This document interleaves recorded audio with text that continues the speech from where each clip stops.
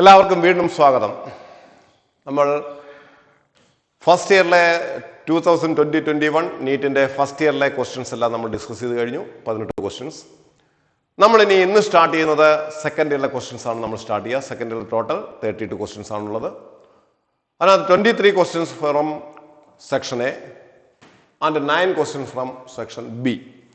നമ്മൾ അതിൻ്റെ നേരത്തെ കാണിച്ചിട്ടുള്ളതാണിത്. സെക്കൻഡ് ഇയറിലെ total number of questions 23 + 9 that is 32. അതിനകത്ത് നമ്മൾ ഓരോ ചാപ്റ്ററിലും എത്ര ക്വസ്റ്റ്യൻസ് വീതം, സെക്ഷൻ എയിൽ എത്ര, സെക്ഷൻ ബിയിൽ എത്ര, ഇതെല്ലാം ഇവിടെ കൊടുത്തിട്ടുണ്ട്. അതൊന്നും ഞാൻ വിശദീകരിക്കാനായിട്ട് നിൽക്കുന്നില്ല. നമ്മൾ നേരെ ക്വസ്റ്റ്യൻ്റെ ഡിസ്കഷനിലേക്ക് പോകുന്നു. ഞാൻ വീണ്ടും പറയുന്നു, നിങ്ങളിത് മാക്സിമം മറ്റുള്ളവർക്ക് ഷെയർ ചെയ്യുക. നമ്മുടെ ഈ ചാനലിൻ്റെ ലിങ്ക് ഷെയർ ചെയ്യുക. അതുപോലെ തന്നെ നിങ്ങൾക്ക് സജഷൻസ് ഉണ്ടെങ്കിൽ കമൻറ്റിനകത്ത് രേഖപ്പെടുത്താം. ഇല്ലെങ്കിൽ ഡയറക്റ്റായിട്ട് തന്നെ വിളിക്കാം. നമ്മുടെ നമ്പർ ഇതിനകത്ത് കൊടുക്കുന്നുണ്ട്, ടെലിഫോൺ നമ്പർ കൊടുക്കും. നിങ്ങൾ വിളിച്ച് നിങ്ങൾക്ക് കണ്ടീഷൻസ് പറയാം. ഡൗട്ടുകളുണ്ടെങ്കിൽ നിങ്ങൾക്ക് ക്ലിയർ ചെയ്യുന്നതിന് വേണ്ടി തന്നെ വിളിക്കാം. ഒരു ബുദ്ധിമുട്ടുമില്ല. നിങ്ങൾക്ക് ഡൗട്ടുകളുണ്ടെങ്കിൽ വിളിക്കാം. അതുപോലെ വിളിക്കുമ്പോഴത്തേക്ക് പറയണം, ഞാൻ ഇന്നയാളാണ്, ഇന്ന ക്വസ്റ്റിനകത്ത് ഇന്നതാണ് ഡൗട്ട്. അല്ലെങ്കിൽ നിങ്ങൾക്ക് ഇപ്പോൾ നമ്മൾ ഇവിടെ പഠിപ്പിക്കാത്ത ഏതെങ്കിലും ഒരു ഡൗട്ടുകളാണെങ്കിൽ വിളിക്കുന്നതിനും കുഴപ്പമൊന്നുമില്ല. നിങ്ങൾക്ക് ഡൗട്ടുകളുണ്ടെങ്കിൽ ക്ലിയർ ചെയ്യാം. ഞാൻ അഥവാ എടുത്തില്ലെങ്കിൽ നിങ്ങൾ വീണ്ടും, കാരണം ഏതെങ്കിലും എൻഗേജഡ് ആണെങ്കിൽ ചിലപ്പോൾ എടുക്കില്ല. അപ്പോൾ അതുകൊണ്ട് നിങ്ങൾക്ക് വീണ്ടും സജഷൻസോ അല്ലെങ്കിൽ എന്തെങ്കിലും ഉണ്ടെങ്കിൽ നിങ്ങൾക്ക് എന്നെ ഡയറക്റ്റായിട്ട് കോൺടാക്ട് ചെയ്യാം. അതൊരു പ്രശ്നവുമില്ല. എൻ്റെ പേര് ഞാൻ ഇടയ്ക്കെന്ന് പറയുന്നു, സത്യദാസ് എന്നാണ് എൻ്റെ പേര്. SD ക്യാമ്പസ് എന്ന് പറഞ്ഞാൽ സത്യദാസിൻ്റെ SD ആണ്. അത് ജസ്റ്റ് നിങ്ങൾ നോക്കിക്കോളാം. നിങ്ങൾക്ക് ധൈര്യമായിട്ട് വിളിച്ച് നിങ്ങളുടെ സജഷൻസും എന്തെങ്കിലും ഉണ്ടെങ്കിൽ പറയാം. ഓക്കെ, നമ്മൾ നേരെ അടുത്ത ക്വസ്റ്റിനകത്തേക്ക് കിടക്കുന്നു. Question number 1. സെക്കൻഡ് ഇയറിലെ ക്വസ്റ്റ്യൻസ് 1 എന്നാണ് ഞാൻ എടുത്തിരിക്കുക. Actually question number 19. Question number 1 എന്നെടുക്കുന്നു. ഇത് ഇലക്ട്രിക് ഫീൽഡ് ആൻഡ് പൊട്ടൻഷ്യലിലെ ക്വസ്റ്റ്യൻ ആണ്. ഇത് section A, B, C, D ഒന്നും ഞാൻ ഇതിനകത്ത് മാർക്ക് ചെയ്തിട്ടില്ല. അപ്പൊ അതുകൊണ്ട് ഇത് സെക്ഷൻ എയിലെ ക്വസ്റ്റ്യൻ ആണ്. സെക്ഷൻ എയിലെ ക്വസ്റ്റ്യൻ ആണ്. അപ്പോൾ ഇതിനകത്ത് പറഞ്ഞിരിക്കുന്നത് എന്താണ്? 2 charged spherical conductors of radii R1 and R2 are connected by a wire. Then the ratio their surface charge densities of the spheres σ1 and σ2 is. ഇതാണ് നമ്മുടെ ക്വസ്റ്റ്യൻ. അപ്പൊ ഇതിനകത്ത് നമ്മൾ പറഞ്ഞിരിക്കുന്നത് 2 സ്പിയേഴ്സ്, ദാറ്റ് ഈസ് ഒന്നാമത്തെ സ്പിയറിനെ നമ്മൾ ഫസ്റ്റ് സ്പിയർ എന്ന് എടുക്കുന്നു, അടുത്ത സെക്കൻഡ് സ്പിയർ. ഒരാളിന്റെ റേഡിയസ് R1, അടുത്തയാളുടെ റേഡിയസ് R2.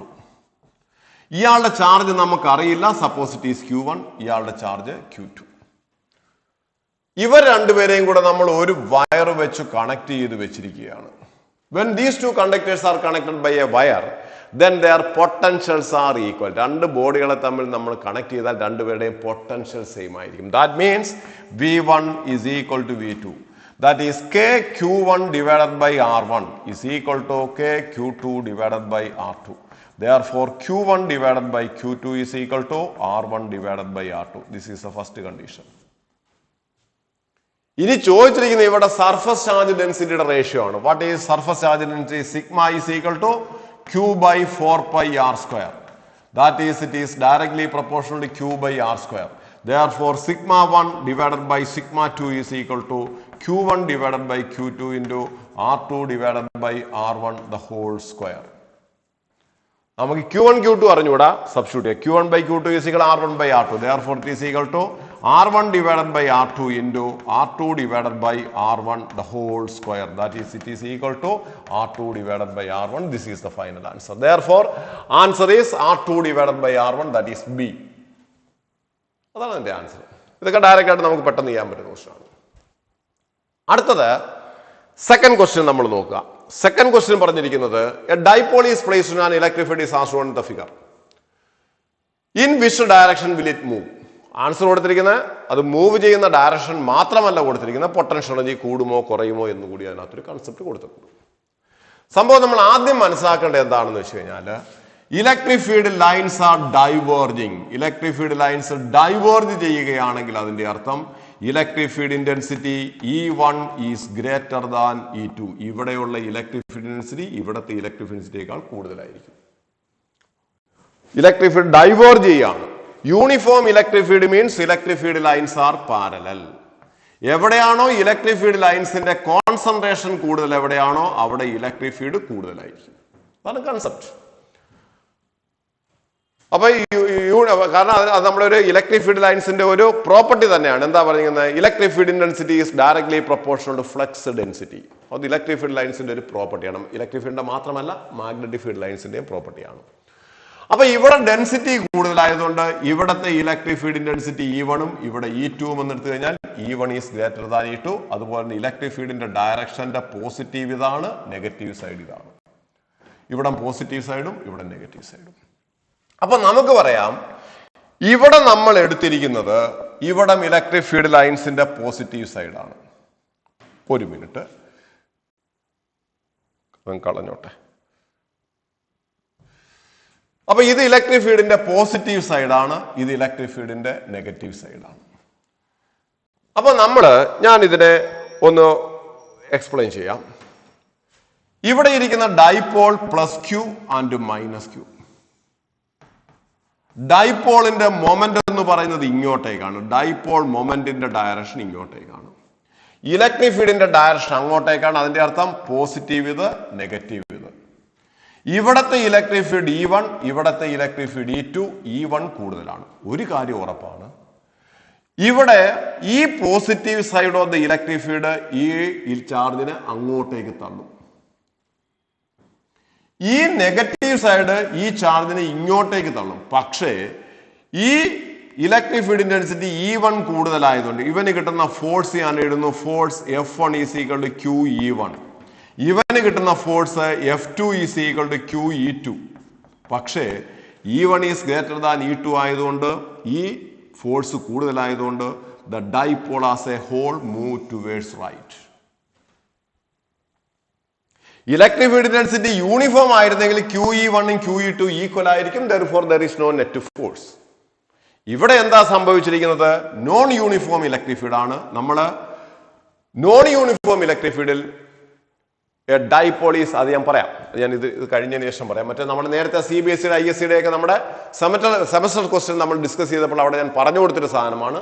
എന്തായാലും ഞാൻ ഇത് ഒന്നുകൂടെ. അപ്പൊ എന്തായാലും ഇവന് കിട്ടുന്ന force QE1, positive side positive ചാർജിനെ റിപ്പൽ ചെയ്യും, നെഗറ്റീവ് സൈഡ് നെഗറ്റീവ് ചാർജിനെ റിപ്പൽ ചെയ്യും. therefore QE2. പക്ഷെ QE1 is greater than QE2.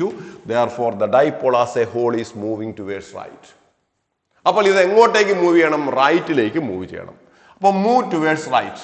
അതൊന്ന്. ഇനി പൊട്ടൻഷ്യൽ എനർജിക്ക് എന്ത് സംഭവിക്കും?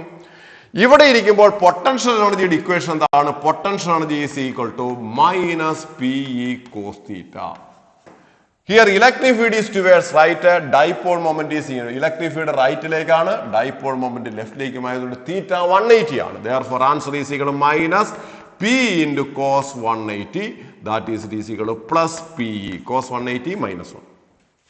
അപ്പോൾ ഇവൻ റൈറ്റിലേക്ക് മൂവ് ചെയ്യും തോറും ഇലക്ട്രിക് ഫീൽഡ് കുറഞ്ഞു വരും. ഇലക്ട്രിക് ഫീൽഡ് കുറയും തോറും പൊട്ടൻഷ്യൽ എനർജിയും കുറഞ്ഞു വരും. അപ്പോൾ when the dipole is moving towards right, electric field intensity decreases towards right. വലത്തോട്ട് വരുന്നതോറും കുറയുകയാണ്. when electric field decreases, potential energy is also decreases. therefore here answer is equal to the dipole move towards right and its potential energy decreases. അതാണ് answer വരേണ്ടത്. നോക്കുക, answer B പറഞ്ഞിരിക്കുന്നു, towards right as its potential energy will decrease. therefore answer is B. ഇതാണ് അതിന്റെ answer.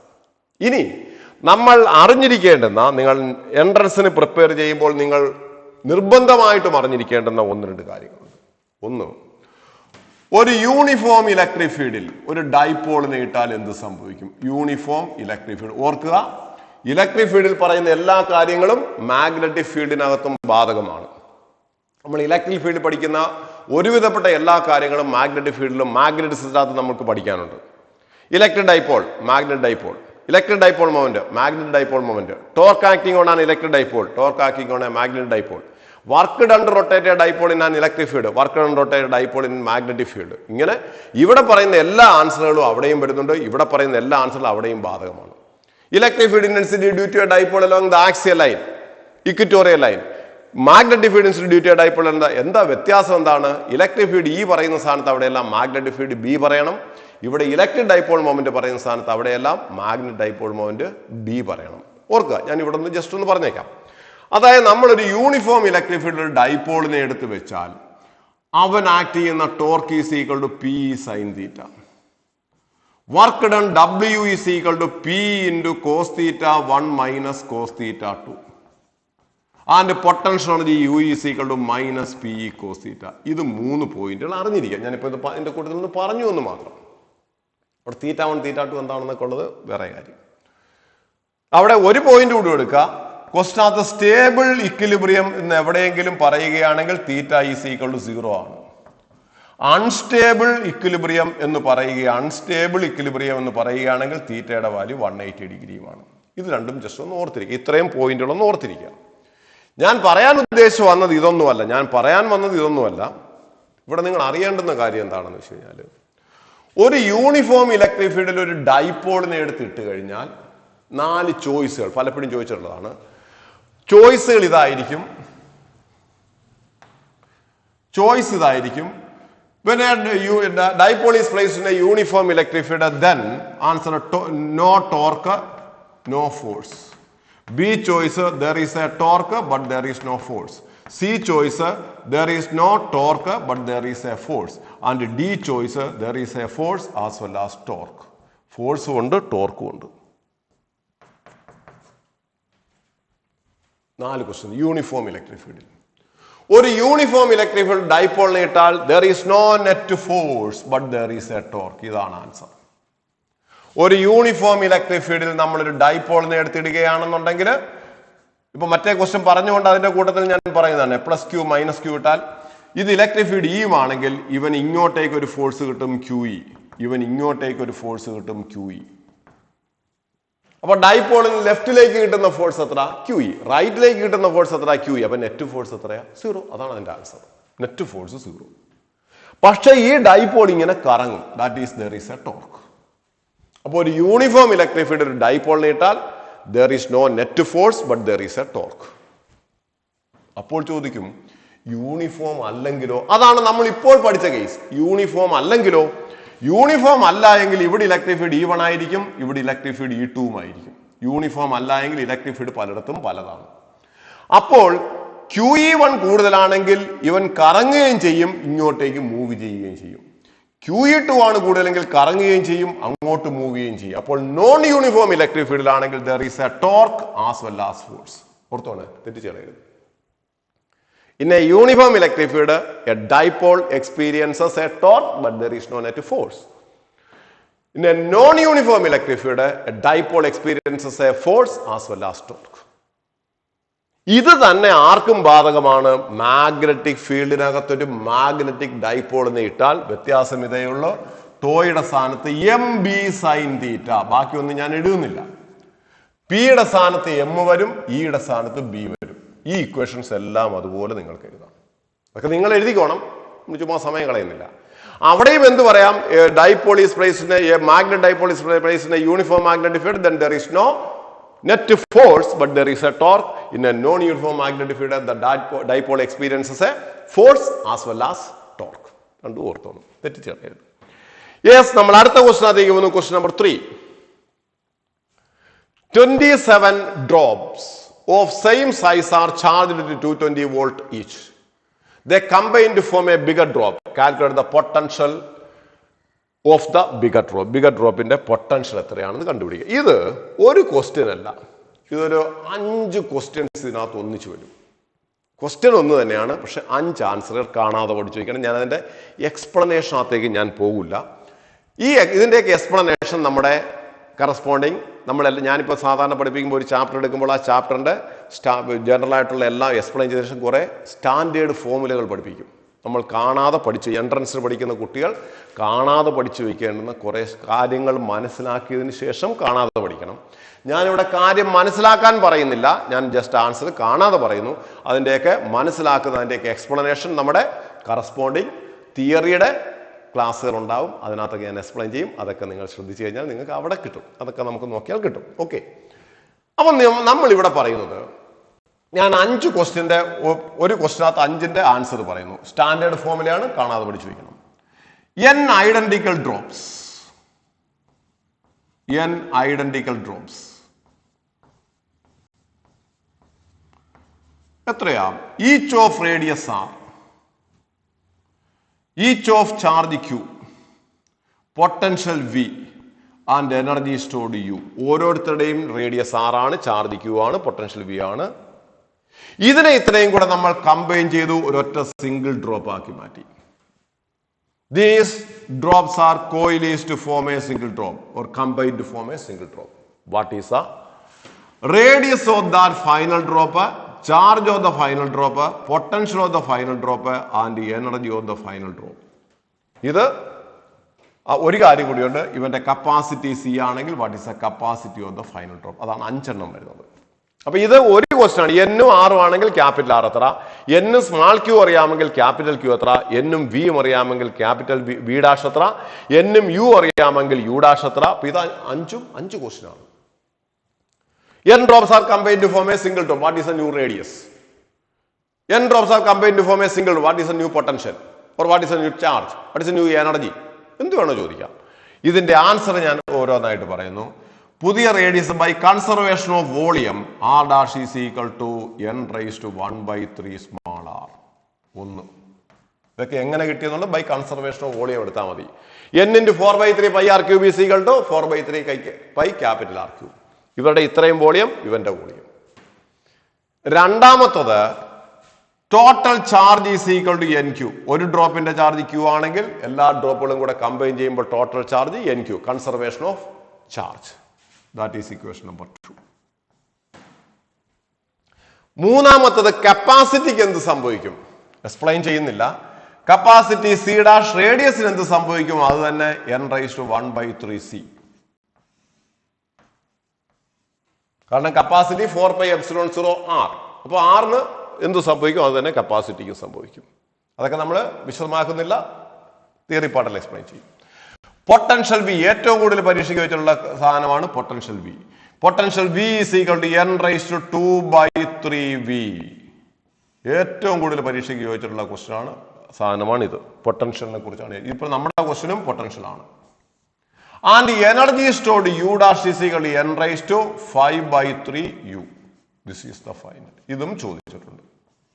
ഇത്രയും സാധനങ്ങൾ standard ആയിട്ട് പഠിച്ചു വെക്കുക. ഞാൻ പഠിച്ചു വെച്ചിട്ടുണ്ട്. പക്ഷെ അത് നമുക്ക് എക്സ്പ്ലനേഷൻ പറഞ്ഞതിന് ശേഷം നമ്മൾ പഠിച്ചു. ഇതുപോലെ നിങ്ങളും പഠിച്ചു വയ്ക്കുക. എന്നാൽ മാത്രമേ നമുക്ക് ഈ ക്വസ്റ്റ്യൻ വായിച്ചു തീരുമ്പോൾ തന്നെ നിങ്ങൾക്ക് ആൻസർ എഴുതാൻ പറ്റൂ. അതാണ്. ഇല്ലെങ്കിൽ നമ്മൾ ഇത്രയും കാൽക്കുലേഷൻസ് നടത്തിയെടുക്കുമ്പോൾ മിനിമം ഒരു 2 മിനിറ്റ്, ഏറ്റവും എത്ര നമ്മൾ ഫാസ്റ്റ് ആയിട്ട് തന്നെ 2 മിനിറ്റ് അതിന്. അതുകൊണ്ട് ഇത് പഠിച്ചു വയ്ക്കുക. എന്താ പറയേണ്ടത്? when n identical drops are combined to form a single drop, then charge on the final radius of the drop is equal to n raised to 1/3 r, charge on the drop is equal to n q, potential is equal to n raised to 2/3 v, capacity is equal to n raised to 1/3 c, and energy stored is equal to n raised to. അവിടെ നമുക്ക് തരുന്ന ഡ്രോപ്പുകളുടെ എണ്ണം എപ്പോഴും cube root എടുക്കാൻ പറ്റുന്ന ഡ്രോപ്പുകളുടെ എണ്ണമേ തരൂ. ഒന്നുകിൽ 8 അല്ലെങ്കിൽ 27 അല്ലെങ്കിൽ 64 അല്ലെങ്കിൽ 125. നോർമലി തരുന്നതാണ് ഞാൻ പറയുക. 8, 27, 64, 125, 1000 or 10 raised to 6. ഇങ്ങനെയാണ് സാധാരണ തരിക. 8ന്റെ ക്യൂബ് റൂട്ട് 2, 27ന്റെ 3, 64ന്റെ 4, 125ന്റെ 5, 1000ന്റെ 10, 10 raised to 6ന്റെ 10 raised to 2. ഈ 5 ആൻസർ എപ്പോഴും സാധാരണ ഈ ക്യൂബ് റൂട്ട് എടുക്കേണ്ട സ്ഥാനത്തല്ല. അതായത് ക്യൂബ് റൂട്ട് എടുക്കേണ്ട വേറെ സ്ഥലങ്ങളുണ്ട്. സർഫസ് ടെൻഷൻ ഒക്കെ പഠിക്കുമ്പോൾ അവിടെയുണ്ട്. Work done to form a bubble. ഒരു ഡ്രോപ്പിനെ n ഐഡന്റിക്കൽ ഡ്രോപ്പുകളായിട്ട് കമ്പയർ ചെയ്യുക. ഇത് നിങ്ങൾ ഈ പൊട്ടൻഷ്യലിന്റെ കേസ് നിങ്ങൾ പഠിച്ചു വെക്കുക. ഇതാണ് നമ്മുടെ ക്വസ്റ്റ്യൻ. അപ്പൊ ഇവിടെ എത്രയാണ്? 27. കണ്ടോ, ഇവിടെ നമുക്ക് തന്നിരിക്കുന്നത് 27 ഡ്രോപ്സ് ആണ്. അതിന്റെ ക്യൂബ് റൂട്ട് എടുക്കണം. പൊട്ടൻഷ്യൽ ആണ് ചോദിച്ചിരിക്കുക. ഓരോരുത്തരുടെയും voltage v. therefore final potential v dash is equal to 27 raised to 2/3 into 220. 27 raised to 1/3 എന്ന് പറയുന്നു 3 ആണ്. 3 square is equal to 9. 9 into 22, 220. 9 into 220 എന്ന് പറയുന്നത് ഇതായിരിക്കും. ആണോ എന്ന് നിങ്ങൾ ചെയ്ത് നോക്കുക. ആൻസർ ഡി കൊടുത്തിരിക്കുന്നതുകൊണ്ടാണ് ഞാനത് പറഞ്ഞത്. അപ്പോൾ this is the final answer. Same question. ഞാനൊരു ഇതുപോലെ ഈ ആൻസർ നമ്മൾ ഓർത്തിരിക്കുമ്പോൾ അതിന് കറസ്പോണ്ടിങ് ആയിട്ട് ഒരു ആൻസർ കൂടെ ഓർത്തിരിക്കാൻ, ഈ സെയിം വാല്യൂ ഓർത്തിരിക്കാൻ വേറൊരു സ്ഥലം കൂടിയുണ്ട്. അങ്ങനെയൊക്കെയാണ് നമ്മൾ കമ്പയർ ചെയ്തൊക്കെ പഠിക്കേണ്ടത്. അപ്പൊ ഇവിടെ അത് പഠിക്കുമ്പോൾ ഇത് ഓർമ്മ വരണം, ഇത് പഠിക്കുമ്പോൾ അത് ഓർമ്മ വരണം. ഏതാണെന്ന് അറിയാമോ? നമ്മൾ നേരത്തെ ഒരു ക്വസ്റ്റ്യൻ ഡിസ്കസ് ചെയ്തപ്പോൾ നമ്മൾ പറഞ്ഞിരുന്നു, ഒരു ഡ്രോപ്പ് താഴേക്ക് വരുമ്പോൾ അവന്റെ ആദ്യമേ വെലോസിറ്റി കൂടുകയും കുറെ കഴിയുമ്പോൾ അവൻ ഒരു കോൺസ്റ്റന്റ് വെലോസിറ്റിയിൽ വരികയും ചെയ്യും. That is called terminal velocity. ആ ടെർമിനൽ വെലോസിറ്റിക്ക് ഒരു ഇക്വേഷൻ ഉണ്ട്. Terminal velocity vt is equal to 2/9 r square into rho minus sigma into g divided by eta എന്ന് പറയുന്നതാണ് ടെർമിനൽ വെലോസിറ്റിയുടെ ഇക്വേഷൻ. അത് നിങ്ങൾക്ക് അറിഞ്ഞുകൂടാമെങ്കിലും വിഷയമല്ല. Terminal velocity is directly proportional to R square. അത് ഓർത്തിരിക്കുക. Terminal velocity is directly proportional to R square. Question വരുന്നത് എങ്ങനെയാണെന്ന് വെച്ച് കഴിഞ്ഞാൽ n identical drops are falling downward. ഈ പറഞ്ഞ അതേ ക്വസ്റ്റ്യൻ തന്നെയാണ്. n ഡ്രോപ്പുകൾ താഴേക്ക് മൂവ് ചെയ്യുന്നു വിത്ത് ടെർമിനൽ വെലോസിറ്റി v. ഈ വരുന്ന ഡ്രോപ്പുകളെല്ലാം എല്ലാവരുടെയും ടെർമിനൽ വെലോസിറ്റി v ആണ്. ഇവരെല്ലാവരും കൂടെ കമ്പൈൻ ചെയ്ത് ഒറ്റ സിംഗിൾ ഡ്രോപ്പ് ആയാൽ അവന്റെ ടെർമിനൽ വെലോസിറ്റി എത്ര എന്നൊരു ക്വസ്റ്റ്യൻ ചോദിക്കും. ഇതുപോലെ തന്നെ പൊട്ടൻഷ്യൽ ആണ് ഇവിടെ, അവിടെ ടെർമിനൽ വെലോസിറ്റി. Same answer. ഇവിടത്തെ ടെർമിനൽ വെലോസിറ്റി v n^2/3v തന്നെ ആയിരിക്കും. Same answer. അതുകൊണ്ടാണ് അത് രണ്ടും കൂടെ ഓർക്കുക എന്ന് പറയുന്നത്. n ഡ്രോപ്പുകളെ കമ്പൈൻ ചെയ്യുമ്പോൾ വലുതിന്റെ പൊട്ടൻഷ്യൽ n^2/3v. ഒരു ഡ്രോപ്പ് താഴേക്ക് വരുമ്പോൾ അവന്റെ ടെർമിനൽ വെലോസിറ്റി v ആണെങ്കിൽ അതുപോലെ n ഡ്രോപ്പുകൾ കമ്പൈൻ ചെയ്ത് ഒരു സിംഗിൾ ഡ്രോപ്പ് ആയാൽ അവന്റെ ടെർമിനൽ വെലോസിറ്റി എത്ര? The terminal velocity is also equal to n^2/3v. പഠിച്ചു വയ്ക്കണേ ഇതൊക്കെ. അപ്പൊ ഈ ഒരു ക്വസ്റ്റ്യൻ എവിടെയെങ്കിലും വരുമ്പോൾ മനസ്സിലൂടെ ഇത് പോകണം. ഇത് വരുന്ന സമയത്ത് ഇതും തമ്മിൽ കണക്ഷൻ ഉണ്ടെന്ന് ഓർക്കുക. അപ്പൊ നമ്മൾ മറന്നു പോകില്ല. ഓക്കെ, ക്വസ്റ്റ്യൻ നമ്പർ 3 കഴിഞ്ഞു. അടുത്തത് ക്വസ്റ്റ്യൻ നമ്പർ 4ലേക്ക് നമ്മൾ പോകുന്നു. എന്താണ് ക്വസ്റ്റ്യൻ നമ്പർ 4 പറഞ്ഞിരിക്കുക? Polar molecules are the molecules. Polar molecule, polarity ഉള്ള മോളിക്യൂൾസ്. അതെന്താ സംഭവം എന്നറിയാമോ? ജസ്റ്റ് ഒന്ന് ഞാൻ എക്സ്പ്ലെയിൻ ചെയ്യാം. നമ്മുടെ ഡൈഇലക്ട്രിക്സ് എന്ന് പറയുന്ന സാധനമാണ്. ഡൈഇലക്ട്രിക്സ് എന്ന് വെച്ചാൽ എന്താണ്? ഇൻസുലേറ്റർ ആണ്. പക്ഷെ പിന്നെന്താ സാധനം? നമ്മൾ ഡൈഇലക്ട്രിക് എന്നതിനെ എടുത്തു പറയുന്ന കാര്യം എന്താണ്? പെർഫെക്റ്റ് ഇൻസുലേറ്റർ ആണെങ്കിൽ അവൻ കറണ്ടിനെ കടത്തിവിടില്ല. ചാർജ്, ആ ബോഡിയെ ചാർജ് ചെയ്യാനും പറ്റില്ല. അപ്പൊ in the case of a perfect insulator it is not possible to conduct current through that material. അതുപോലെ it is not possible to charge the body. ഒരു പെർഫെക്റ്റ് ഇൻസുലേറ്റർ കറണ്ടിനെയും കടത്തിവിടത്തില്ല, ചാർജിനെ സ്റ്റോർ ചെയ്യാം. പക്ഷേ ഡൈഇലക്ട്രിക് കറണ്ടിനെ കടത്തിവിടത്തില്ല, പക്ഷെ അവനെ നമുക്ക് ചാർജ് ചെയ്യാം.